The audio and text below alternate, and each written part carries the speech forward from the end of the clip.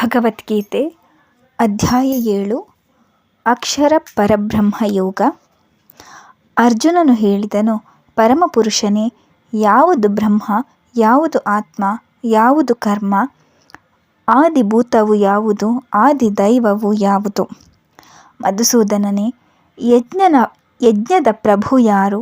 ಅವನು ಈ ಶರೀರದಲ್ಲಿ ಹೇಗಿರುವನು? ನಿಯಂತ್ರಿತ ಮನಸ್ಸಿನವರು ಅಂತ್ಯಕಾಲದಲ್ಲಿ ನಿನ್ನನ್ನು ತಿಳಿಯುವುದು ಹೇಗೆ? ಅರ್ಜುನನ ಪ್ರಶ್ನೆಗೆ ಭಗವಂತನು ಹೇಳಿದನು, ಅವಿನಾಶಿಯಾದ ಪರಮೋನ್ನತಕ್ಕೆ ಬ್ರಹ್ಮನ್ ಎಂದು ಹೆಸರು. ಅವನ ನಿತ್ಯ ಸ್ವಭಾವವನ್ನು ಆಧ್ಯಾತ್ಮ ಎಂದು ಕರೆಯಲಾಗಿದೆ.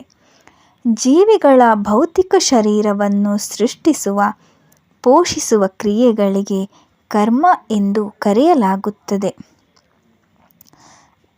ದೇಹಧಾರಿಗಳಲ್ಲಿ ಶ್ರೇಷ್ಠನೇ, ನಿರಂತರವಾಗಿ ಬದಲಾಗುವ ಭೌತಿಕ ಪ್ರಕೃತಿಗೆ ಅಧಿಭೂತ ಎನ್ನುವರು.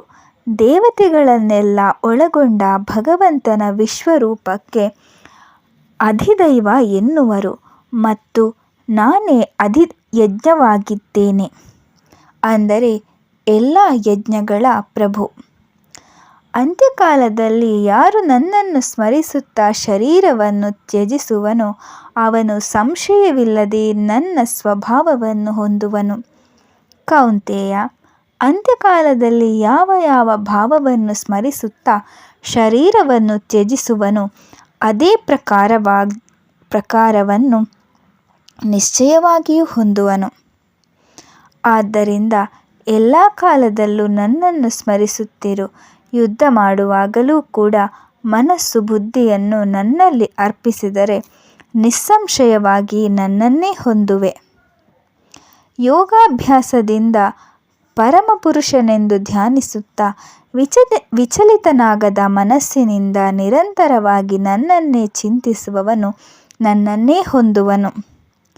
ಯಾರು ಎಲ್ಲವನ್ನೂ ತಿಳಿದ, ಅತಿ ಪುರಾತನವಾದ, ಎಲ್ಲವನ್ನೂ ನಿಯಂತ್ರಿಸುವ, ಪರಮಾಣುವಿಗಿಂತಲೂ ಚಿಕ್ಕವನಾದ, ಎಲ್ಲ ಜೀವಿಗಳ ಪಾಲಕನಾದ, ಊಹಿಸಲಾಗದ ರೂಪವಿರುವ, ಸೂರ್ಯನಂತೆ ಪ್ರಕಾಶಿಸುವ ಮತ್ತು ಅಂಧಕಾರದಿಂದಾಚೆ ಇರುವ ಪರಮಪ್ರಭುವನ್ನು ನಿರಂತರವಾಗಿ ಚಿಂತಿಸುವನೋ ಅಂತಹ ಭಕ್ತಿಯುಕ್ತನಾದವನು ಅಂತ್ಯಕಾಲದಲ್ಲಿ ತನ್ನ ಪ್ರಾಣವಾಯುವನ್ನು ಹುಬ್ಬುಗಳ ಮಧ್ಯದಲ್ಲಿ ನಿಲ್ಲಿಸಿ ಯೋಗಬಲದಿಂದ ವಿಚಲಿತನಾಗದ ಮನಸ್ಸಿನಿಂದ ಪರಮಪುರುಷನನ್ನು ಸ್ಮರಿಸುತ್ತಾ ಅವನನ್ನೇ ನಿಶ್ಚಯವಾಗಿಯೂ ಹೊಂದುವನು.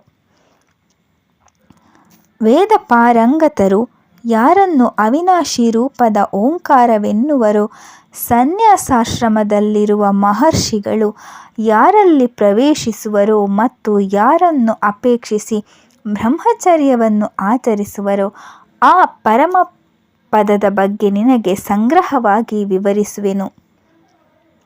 ದೇಹದ ಎಲ್ಲ ದ್ವಾರಗಳನ್ನು ನಿಯಂತ್ರಿಸಿ ಮನಸ್ಸನ್ನು ಹೃದಯದಲ್ಲಿ ನಿಲ್ಲಿಸಿ ಪ್ರಾಣವಾಯುವನ್ನು ಶಿರಸ್ಸಿನಲ್ಲಿ ಸ್ಥಿರಗೊಳಿಸಿ ಯೋಗ ಸ್ಥಿತಿಯನ್ನು ಧರಿಸಬಹುದು. ಈ ಯೋಗಧಾರಣೆಯ ಸ್ಥಿತಿಯಲ್ಲಿ ಓಂ ಎಂದು ಒಮ್ಮೆ ಉಚ್ಚರಿಸುತ್ತಾ ಪರಬ್ರಹ್ಮನನ್ನು ಸ್ಮರಿಸುತ್ತಾ ದೇಹವನ್ನು ತ್ಯಜಿಸಿ ಹೋಗುವವನು ಪರಮೋನ್ನತ ಗತಿಯನ್ನು ಹೊಂದುವನು. ಪಾರ್ಥ, ಯಾರು ವಿಚಲಿತನಾಗದ ಮನಸ್ಸಿನಿಂದ ಸದಾ ನನ್ನನ್ನು ಸ್ಮರಿಸುವನೋ ಅಂತಹ ಸತ್ಯನಿರತನಾದ ಭಕ್ತನಿಗೆ ನಾನು ಸುಲಭವಾಗಿ ಲಭ್ಯನು. ಅತ್ಯುನ್ನತ ಪರಿಪೂರ್ಣತೆಯನ್ನು ಸಾಧಿಸಿ ನನ್ನನ್ನು ಹೊಂದಿದ ಮಹಾತ್ಮರು ದುಃಖಗಳ ಮನೆಯಾದ ಈ ತಾತ್ಕಾಲಿಕ ಪ್ರಪಂಚದಲ್ಲಿ ಪುನರ್ಜನ್ಮವನ್ನು ಪಡೆಯುವುದಿಲ್ಲ. ಅರ್ಜುನ, ಬ್ರಹ್ಮಲೋಕದವರೆಗೆ ಎಲ್ಲ ಲೋಕಗಳು ಮತ್ತೆ ಹಿಂದಿರುಗುವಂತಹವು. ಆದರೆ ಕೌಂತೆಯ, ನನ್ನನ್ನು ತಲುಪಿದವನಿಗೆ ಎಂದೂ ಪುನರ್ಜನ್ಮವಿಲ್ಲ. 1,000 ಯುಗಗಳು ಸೇರಿ ಬ್ರಹ್ಮನ ಒಂದು ಹಗಲೆಂದು ಮತ್ತು 1,000 ಯುಗಗಳು ಬ್ರಹ್ಮನ ಒಂದು ರಾತ್ರಿ ಎಂದು ಯಾರು ತತ್ಪರದಿಂದ ತಿಳಿದಿದ್ದಾರೋ ಅವರೇ ಹಗಲು ರಾತ್ರಿಗಳನ್ನು ನಿಜವಾಗಿಯೂ ತಿಳಿದವರು. ಬ್ರಹ್ಮನ ಹಗಲಿನ ಪ್ರಾರಂಭದಲ್ಲಿ ಎಲ್ಲ ಜೀವಿಗಳು ವ್ಯಕ್ತವಾಗದ ಸ್ಥಿತಿಯಲ್ಲಿ ಉತ್ಪನ್ನವಾಗುವವು.